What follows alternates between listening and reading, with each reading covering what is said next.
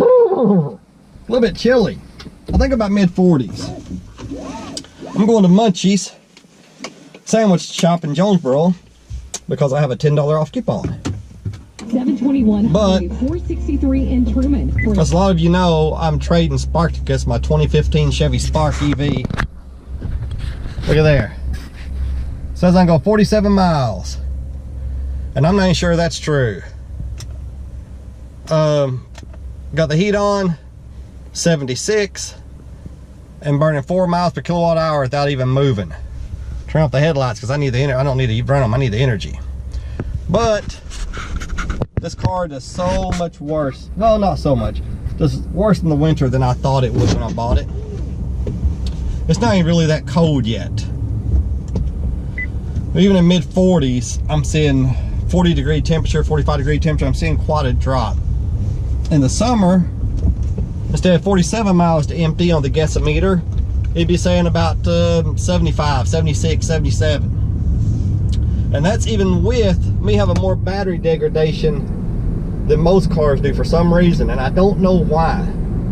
This car has about 20% battery degradation, which is very unusual.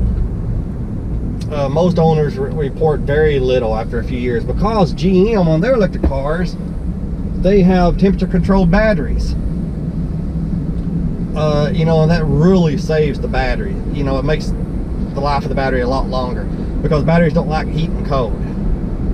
But even with controlling the temperature of the battery so that your battery will last longer, last years, you still have the problem with batteries just don't perform as well in winter. I mean, it's just as simple as that. They don't go as far. I still have the same power. I still have the same power I have even in summer, but the batteries just don't last as long. And I'm going to turn this off while I'm, you know, while I'm talking. I mean, you know, I can still punch it. I mean, it'll still move pretty good. But I shouldn't have done that. I'm not sure how the energy to burn to do that.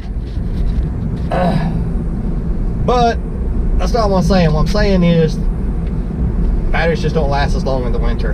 Don't get near as much miles out of them. So if you're gonna buy an electric car, buy the most range you can possibly afford. If this car would go 200 miles in summer, it wouldn't be a problem in winter. Even if I only got 100 miles, big deal. That's enough for me. But today I'm going to talk about the reasons I'm trading Spartacus. As much as I like the car, I really enjoy driving this car. The number one reason is what I just said: range in winter time. Okay, it says I got 20.0 miles to go. So 20 miles to go, then about 22 miles back to the house, about 42 miles to go. 45 miles on the gasometer. I'm gonna leave the heat off. Oh, I hope not. I'm gonna make this trip or try to, even if I have to leave the heat off, and you know, which sucks.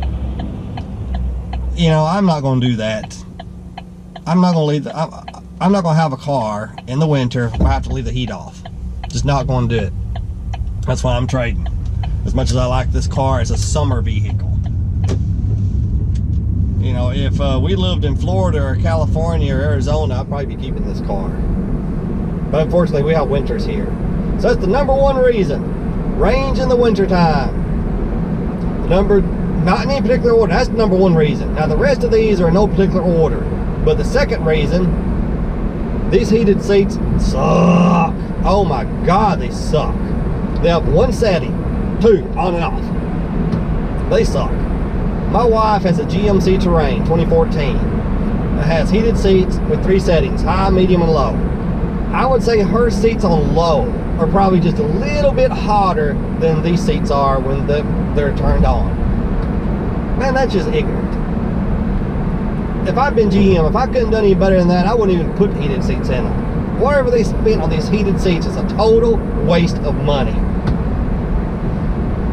Do not buy this car if you're expecting the heated seats to be, you know, keep your butt nice and toasty. Because the whole point of heated seats in an electric car is it takes a lot less energy to run those heated seats than it does the heater.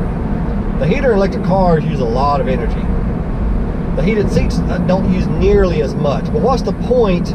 So I got them on right now, and I actually should turn it off to save that energy. I think I'm going to. There, I just turned them off. Because what's the point? I don't know how much energy it takes, but it's not worth it, whatever it is. You know, plus the fact that they're leatherette, which is a fancy word for vinyl, I think. That don't help either with the temperature. That's why I like cloth seats. Just because I just don't like leather seats. I don't like leatherette seats for sure. That's the second reason. The leather seats suck. I mean, the heated seats suck. Third reason I'm trading this car. Now keep in mind, all these reasons I'm spouting out, I could probably overlook them if the range wasn't so bad in the winter. But the fact of that, plus these other things together, all that together, is just time to try something else. Another reason, the onboard charger.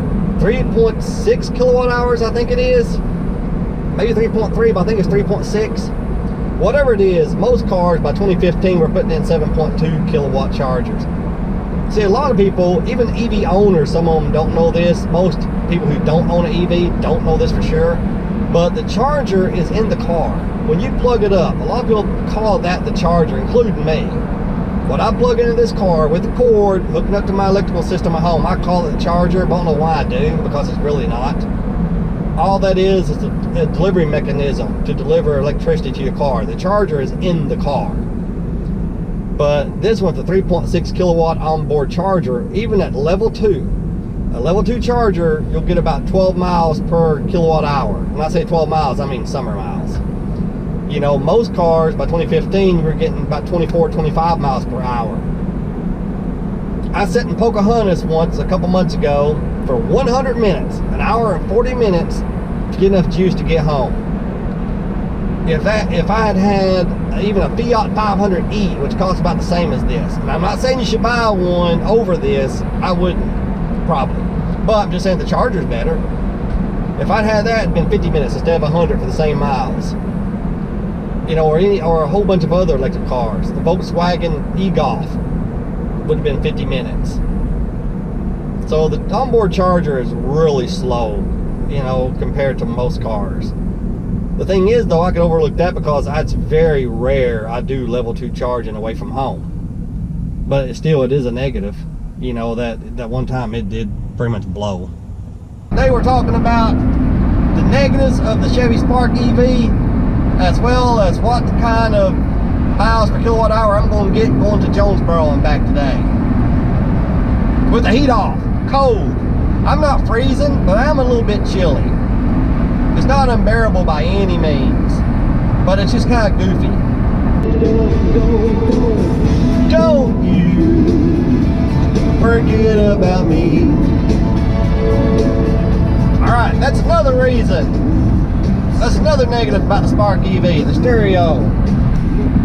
Almost every Spark EV owner talks about how the stereo sucks.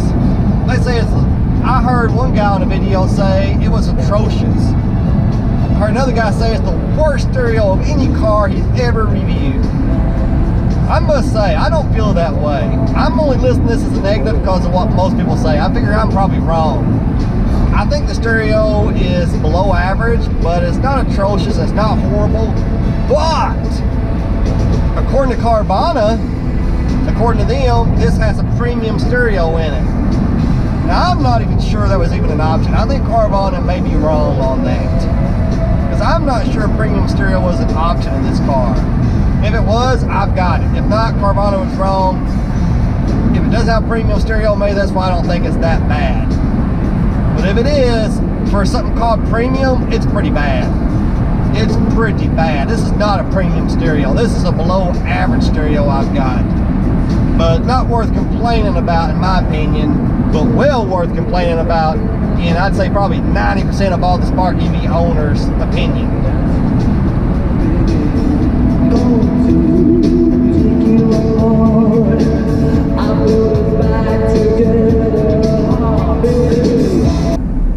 We'll see. I may run the heater on the way back if I think I can afford it.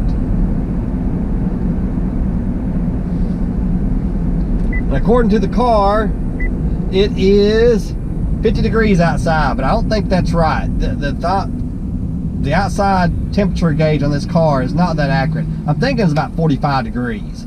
We're going to call it mid 40s. Maybe 46 or 47.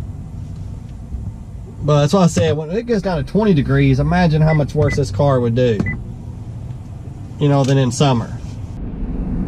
Another reason why I'm trading this car for a Chevy Volt is the lack of infrastructure in Northeast Arkansas.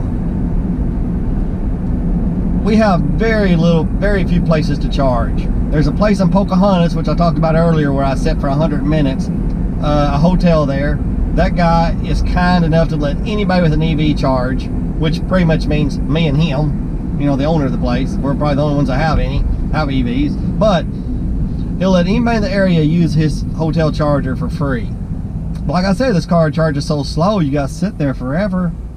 You know, in Jonesboro, where I'm at now, Nissan has 3 chargers. I think all Nissan dealerships are required to have them, but I'm not sure. The Chevy place has a charger, but I couldn't get to work one day and didn't want to go inside and ask them about it. Just went to, you know, I was just using it just to see if it would work. And that's it as far as I know. So the fact that there's no infrastructure in Northeast Arkansas is another reason I'm trading this car. If we had some level 3 chargers like in Jonesboro, I might would keep it. We got a wreck up here, so I've been in a traffic jam, which is one good thing about EVs. You don't use near as much energy in situations like this as you do in a car. It's cost me very little of my battery to try to work through this. And traffic could probably go faster if it wasn't for the rubberneckers. Can't stand rubberneckers. A wreck, people gotta stop and look. People are so anxious to see a tragedy. It's weird. I'm not letting these people over in the left lane because none of them would let me over, by God. When I thought I needed to get over, they wouldn't let me. So screw them. I ain't letting them over. You know, it's a situation where you thought you need to be in the left-hand lane, come to find out you need to be in the right.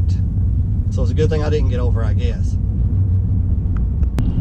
Another thing, another negative about this car is the seat comfort. You know, I talked about the leatherette seats earlier. These seats are not comfortable at all. And almost every Spark EV owner agrees with that. The good news is, you're never in it long enough to really matter. Because the car only has, you know, most of these will have 85, maybe 90 miles of range in summer. Mine has about 75 to 80 miles range in summer. It's not very far, you know, you're not going to sit on them that long, so it doesn't matter. Unless you're taking it to the drive-in, there's not many of those around anymore. Taking it to the drive-in, or you're taking your sweetie pie parking, or you're going to sit at the McDonald's drive-thru. Then it'll matter, because any of those situations, you'll be in it for a couple hours, you know, or more. So McDonald's drive-thru, taking your sweetie pie parking, or going to the drive-in, these seats would suck. But just going 75, 80 miles, it don't really matter. You're not in it that long, but the seats aren't very comfortable. And that's just the truth. And here we are. This sandwich shop has been here since the 80s. I used to eat here when I was barely driving. That'd be 1984. That'd be 16, 20, I think it's been here since the 70s, not the 80s. I'm thinking mid-70s. So probably 40 years at least. It's been here. They were going to close a few months ago, and somebody at the last minute bought it, decided to keep it open. It's probably hard to make a profit in the sandwich industry anymore. $2.48 with my coupon. Not bad. Cheese sticks are $5.69, but boy, they're good.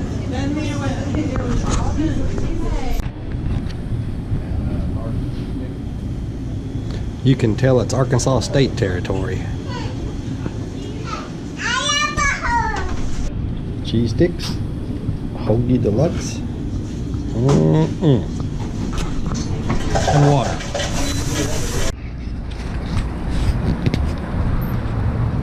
We used to be the Arkansas State Indians, but a few years ago, the NCAA made them change their name to something less offensive. Now, because this is a non-political channel, because I try to keep politics out of it, that's all I'm going to say about that.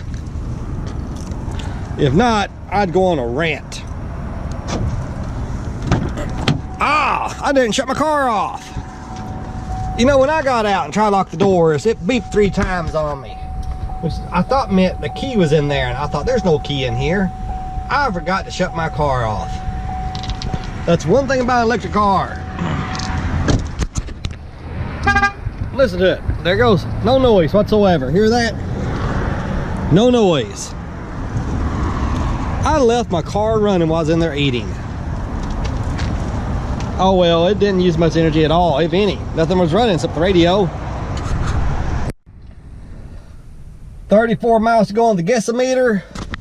21 miles to the house. I couldn't run my heat now a little bit if I wanted to, but I don't feel I need it. It feels pretty decent in here. See what it says the temperature is. 51, it's probably 48 to 51, I'm gonna say that. And actually it's pretty comfortable, so I don't need it. You know, to say my meal was $2.48 would be dishonest. It wasn't $2.48 because I had a $10 certificate. Now I would say $2.48 except I didn't get that certificate for free. I paid $5 for it. You better come on before I cut in front. Okay, there you go. I paid $5 for that $10 certificate, so it actually cost me $7.48. Normally that meal would have been $12.48 with water. That's why I normally don't go there. It's just too expensive. But the reason is because the cheese sticks are almost $6. But it's hard to go there and not get the cheese sticks, at least for me. So after I use these certificates, if I go there in the future, I'll just force myself to just get a sandwich, water, and maybe some fries or a bag of chips. I can't get the cheese sticks. Too expensive for a poor man like me. If I could afford cheese sticks, then I could afford a new Chevy Volt, or at least a 2nd generation Chevy Volt. The fact I can only afford a 1st generation Chevy Volt, which I'm getting Saturday, that tells you right there I can't afford cheese sticks, right? Anybody who can afford to go to a sandwich shop and spend 14 bucks, $12, can afford to get a 2nd generation Volt. Maybe. Whoop, I just thought of another reason, another negative about this car. Which is what I'm saying, I don't have a script, just as I'm thinking about stuff, I'm pulling it out. I need to change this. I need to, well, first hit that leaf button, okay? And hit it again. Hit it one more time to go to that. This car by default charges by 8 amps. Yeah, 8 amps by default every single time. There's no way you can set up to 12 amps and just leave it there and it always do 12. It always reverts back to 8 amps. So anytime you're going to charge at home, if you want the fastest possible charge on level 1, you got to go in here and change it to 12 amps, which is just goofy. They have it on 8 amps because at 12 amps you could throw a breaker. Matter of fact, we have the car, okay, the outlet we used to charge this car shared an outlet with the microwave. It was a 20 amp outlet, 20 amp breaker. Well, the microwave probably runs 12 to 15 amps on its own.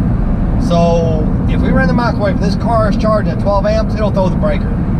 I actually had another 110 installed just so that wouldn't have to worry about that. I could charge at 12 amps. But even with all the negatives, man, I like this car. I like it a lot. It has so much pep. 320 some odd foot-pounds of torque. I believe the gas equivalent has about 90 pounds of torque. The 2014 had 400 pounds of torque, and they purposely cut it back in 2015 for the 15 and 16 models to 320 some odd. It'll go 0 to 60 in about 7 seconds if you can keep from spinning. Every time I punch it, it just sits there and spins for at least a second because I got low resistance tires. Because that's another thing about electric cars. You can have a choice. You can have grippy tires and lose a little bit of range, or low resistance and you don't grip the road as good, but you get more range. Now, if I had something like the Chevy Volt with a B or something, you know, get 200 or 300 miles range, I would take grippy tires and just lose a little bit of range.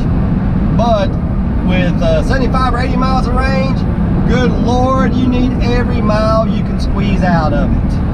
Every mile you can squeeze out of it. So, you know, low resistance tires are the only way to go, I say. But I'd rather have this car than a gas vehicle any day. Now, if it was my only car, I'd have no choice but to take gas. But if my only choice was this or another gas vehicle, I'd take this and just keep borrowing my wife's SUV. I have no desire to drive a gas vehicle. Even the Chevy Volt, which I'm getting, which has a gas motor that kicks in when the electricity runs out, I'm gonna run, of course I want to run electric as much as possible because I have no desire to ever run that gas engine. But it's necessary in an area with no infrastructure. I would suggest if you live in an area with no infrastructure and you want an electric car, take a hard look at the BMW i3 REX range extender, which is kind of like the Volt. It has a gas engine on board that runs when the battery is depleted, or the Chevy Volt, or the Honda. Honda has one now. I can't think of the name of it. I'll post it right here when I think of the name of it. And that's a beautiful car, I think. What am I doing? A lot of people say it's ugly, but I think it looks nice. Look at this. I don't know if you can see it for the glare, but I got 36% battery left. 23 miles. I'm almost home. 4.9 miles per kilowatt hour. That's a lot better than I expected. You know, it said it was going to go 45, 46 miles when we started. The guessometer was wrong. Of course, I left the heat off. You know, leaving the heat off, and it was pretty much cold on the way there. If I had ran that heat on the way there, I really believe I'd have less than 10 miles now. But I'm thinking around, once the temperature drops to probably mid-40s is when I really think you start losing range, even if you don't run the heat. I mean, a lot of range. I think it drops some, probably in the low to mid-50s. I don't know if I had enough experience with these cars to say for absolutely sure. But my trip there today without running heat in mid to upper 40s is not much worse than it would have been if it had been 70 degrees, you know, on the HVAC off. A little bit worse. I think, you know, I have 23 miles right now. I think I probably would have had between 30 and 35. You know, I'm getting right at 5 miles. I'm getting exactly 5 miles per kilowatt hour. I think in 70 degrees with HVAC off, I normally get about 5.5. And that's plus leaving it running while I was in there eating, which I don't think really cost any energy at all. Oh, one more thing. Let's see how much money this costs to go to Jonesboro and back. About 44, 45 miles. We burned 8.3 kilowatt hours at 6.5 cents per kilowatt hour. I know 7.7 kilowatt hours is 50 cents for me. So then added by, it costs about 56 cents to go to Jonesboro and back, maybe 60 cents.